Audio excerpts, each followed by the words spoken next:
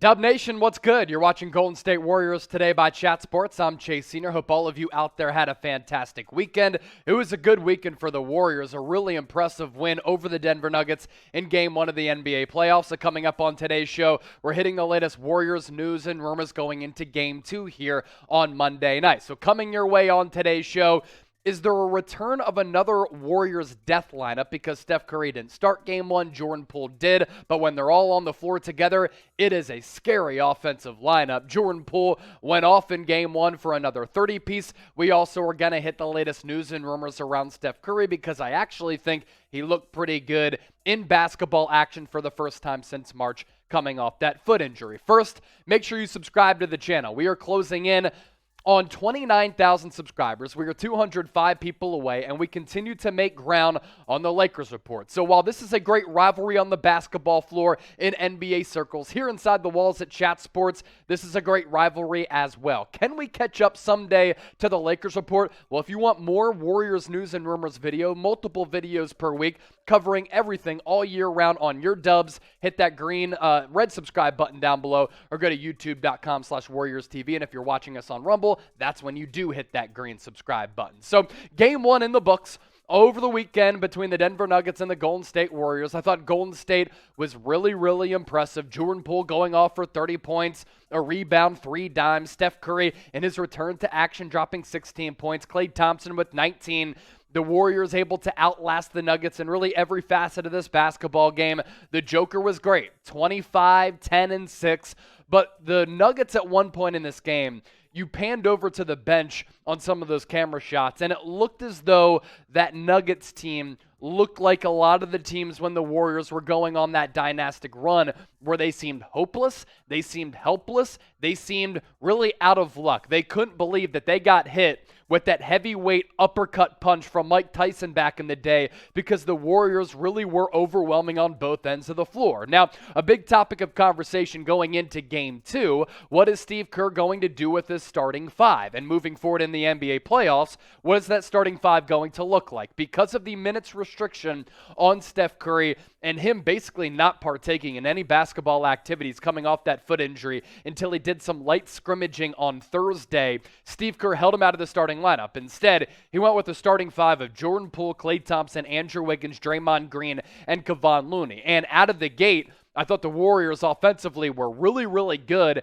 and they were able to suffocate Denver in a variety of ways. And I'm interested to see what Kerr is going to do with Steph because the Warriors offense looked great. And with Jordan Poole, you've kind of been on a seesaw with him back and forth all throughout the year. He was a starter early on in the year when Klay Thompson was out of the lineup coming off his consecutive injuries. And then he goes back to the bench when Klay comes back. But then when Klay was able to make his return, we saw Klay, Steph, and Draymond on the floor for only a couple of minutes. Then Draymond got hurt, and it messed with the rotation once again. Then when Steph Curry got injured, that's when Jordan Poole made his return back to the starting 5. And credit to Jordan Poole, he hasn't allowed any of this to distract him or his play. He's been great either way. He got snubbed not being named a finalist for NBA Most Improved Player because he was absolutely fantastic and has been all year. But this is something we're going to continue to monitor throughout this playoff run.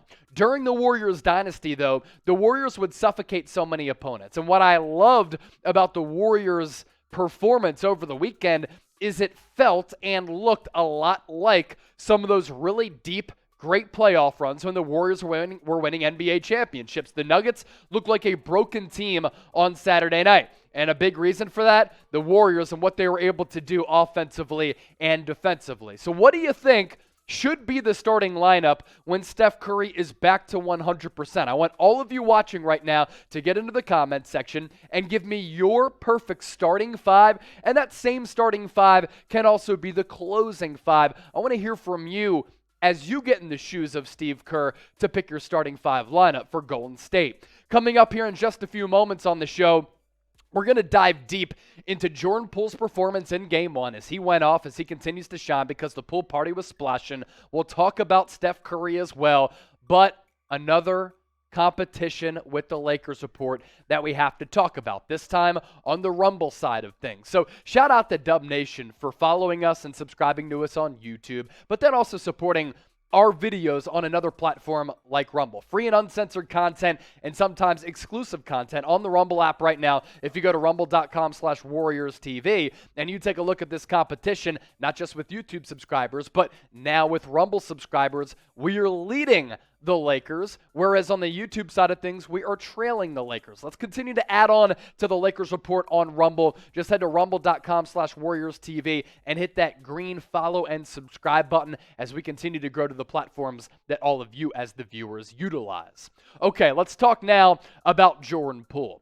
This season and how he's able to burst onto the scene has been one of the more intriguing storylines across the entire NBA. His improvement from last year to this year really has been tremendous. I mean, we were talking about a player last year who is playing a lot of games at the G League level. Then after the All-Star break, he really starts to turn some heads with what he was able to do on the offensive end of the floor because he's a really gifted scorer who can score at all three levels and also handle the basketball. And his improvements this year have allowed the Warriors to really be a different team offensively because they have many more diverse options and another option altogether to put the biscuit in the basket. Game one for Jay Poole as a starter, 30 points, 9 of 13 from the floor, 7 of 8 from the charity stripe, and 5 of 7 from downtown. He was able to make a lot of things happen, and he was asked about being taken out of the starting lineup after the game and Steph Curry replacing him, and he said, you know what? No comment on that. Whether Jordan Poole is starting for this team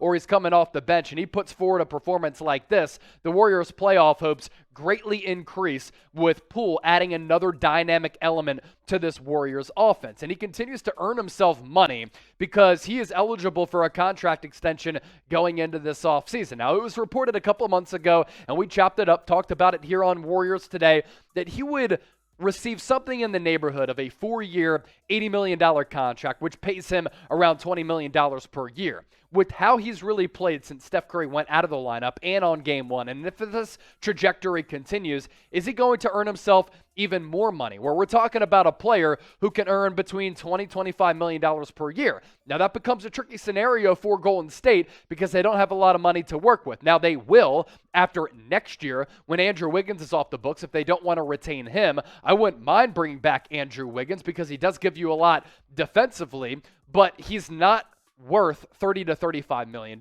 So what's going to happen with Andrew Wiggins on the open market? What we know is that if Poole continues to ball out, if the Poole party continues to splash like a big cannonball, whatever, and, all the people around the pool are celebrating Jordan Poole just splashing triples, he's going to get paid even more money. So that is also something that we're kind of going to watch as this playoff run kind of goes along for Golden State to see how well he plays, because if he continues to play like this at this level, giving the Warriors this, then he is going to cash in and he is going to secure the bag. Grade Poole's performance in game one for me in the comment section, especially all of you watching from the Philippines. We appreciate you, A, B, C, D, or F. Okay, lastly on today's docket, Steph Curry. I thought he looked really good. And I had some concerns about Steph because he didn't really partake in a lot of basketball activities in the lead up to game one. Now, it was a smart decision for Steve Kerr to not go with his emotions and not go with previous history and just start Steph Curry just to start him, because if he's not 100%, you don't want him being a liability offensively and defensively on both ends of the floor. But I thought Steph, coming off that foot injury, given the fact that he really didn't play much basketball at all, and the only practice that he got in was last Thursday when he partook in a scrimmage, he would look like a quality basketball player and look the best that he's looked in a really long time. 22 minutes, which is good. That means his stamina level is up there. 16 points, and the field goal numbers were pretty respectable from the floor and from three-point range as well. 5 of 13 from the deck, 3 of 6 from downtown. That's a good note. That's a good trend for Steph Curry if he continued to do this, because the Warriors certainly need this type of Steph Curry if they have any hopes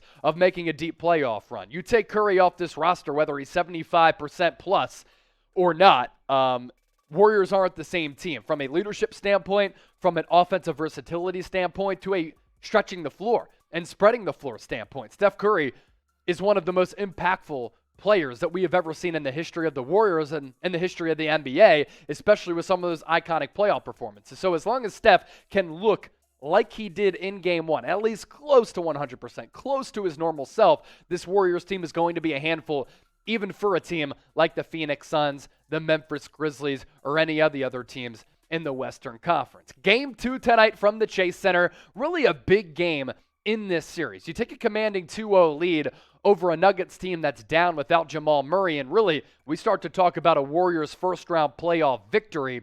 Who you got in Game 2? GSW for the Warriors if you think we're going to see a lot of the same as compared to Game 1. DEN for the Nuggets. Get those predictions in. Don't forget to subscribe and stay in the know. Stay in tap with all things Warriors right here on Warriors Today.